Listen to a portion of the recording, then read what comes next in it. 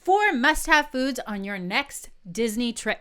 What's up, everybody? Welcome to the Unlocking the Magic show on YouTube. Thank you so much for hanging out here. Don't forget to leave your comments of your must-eats at the end. We'll talk about that. We have 4 really great ones that we always seem to must eat, and we're actually going to surprisingly leave out Tonga toast today. Yeah, Connie said I couldn't mention Tonga toast on this episode, so 4 must-eats that don't include Tonga toast, even though one of them should be Tonga toast. Right. All right. Are you ready? Here we go. Number 1. Let's go. Pulled pork nachos at Captain Cook. So I cheated a little bit because I still want to go to Captain Cook's. This is at Disney's Polynesian Village Resort. Really, really good nachos. These are really good. They're, you know what? I feel like these are nachos that I would never normally get under any circumstances outside of Disney. But you're at the Polynesian.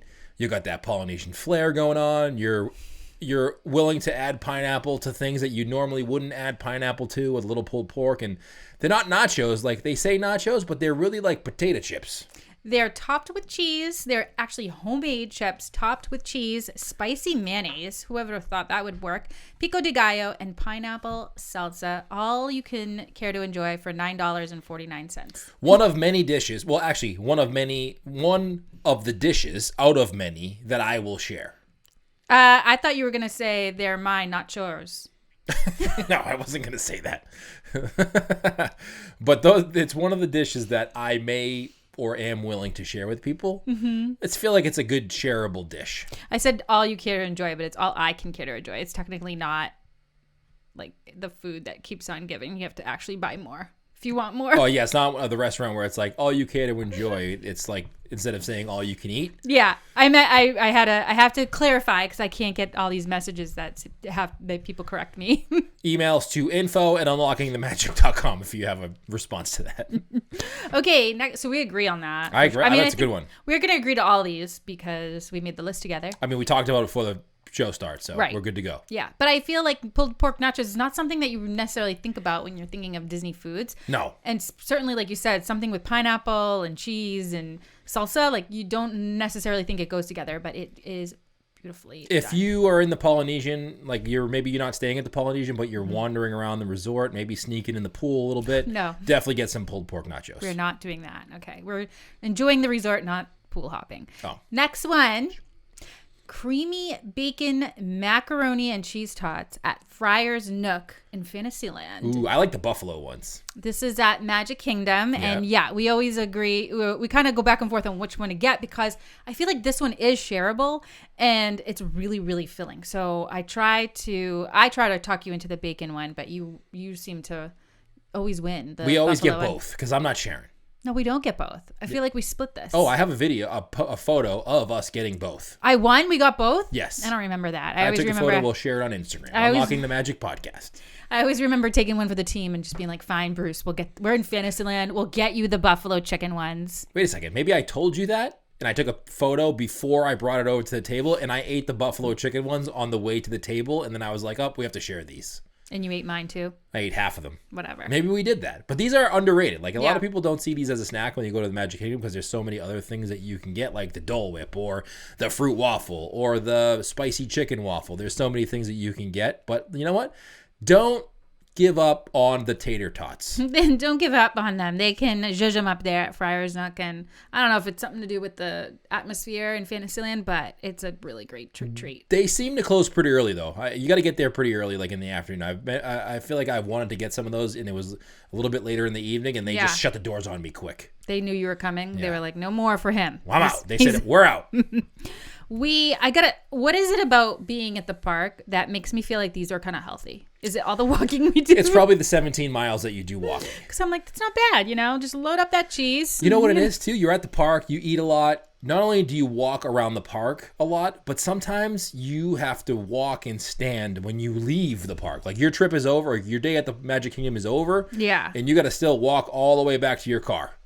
It's a hike. So just because you leave in the Magic Kingdom doesn't mean those steps stop. So eat up those tots. Yes, eat them up. They do have plain ones if you have young kids that want to try it. They have tots and cheese sauce on the side so you can get, so your kids can have some too. Boring. Right. Next one.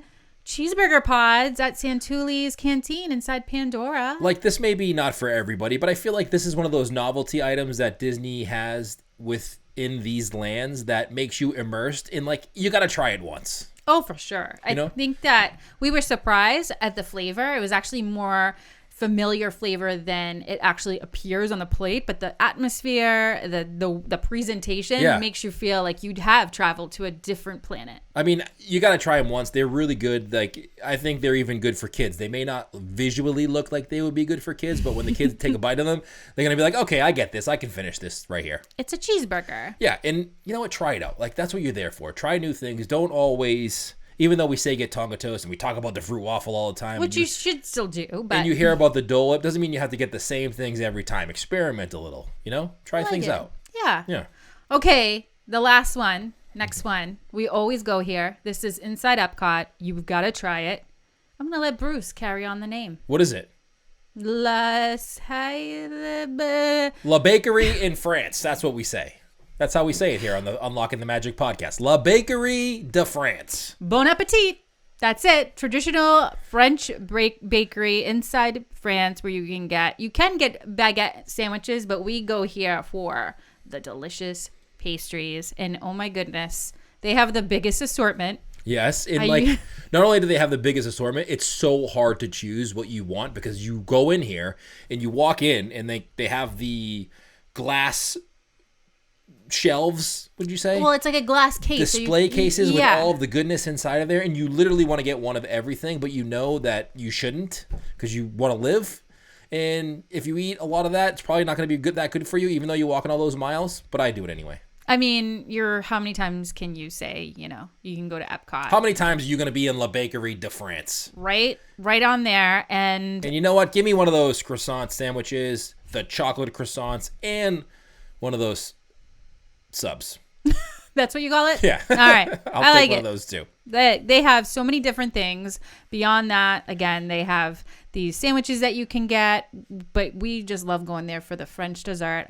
You will not go wrong ordering from them. You'll get so excited. Sometimes if you want to add a cappuccino to your order, kind of rounds out the evening. The only down part about this is it tends to, during busy times, get a little challenging to find seating. But you know what you do? You take your dessert and you go outside of the area and go find a quiet place in Epcot that you can just enjoy it and not have to eat it in that environment. Don't give away all our secrets. Eat it right there. Don't leave because it'll be bad. Eat it right there. Don't go anywhere. Okay, that's going to do it. Yes. Before we get into trouble here. And I hope that you guys like our list, but please share what you have to try every time you go to Walt Disney World. You know what? Here's the question of the show. Every time we do one of these YouTube videos, we give a question of the show. We're not going to have you name 4 of your top, but what's your go-to underrated snack?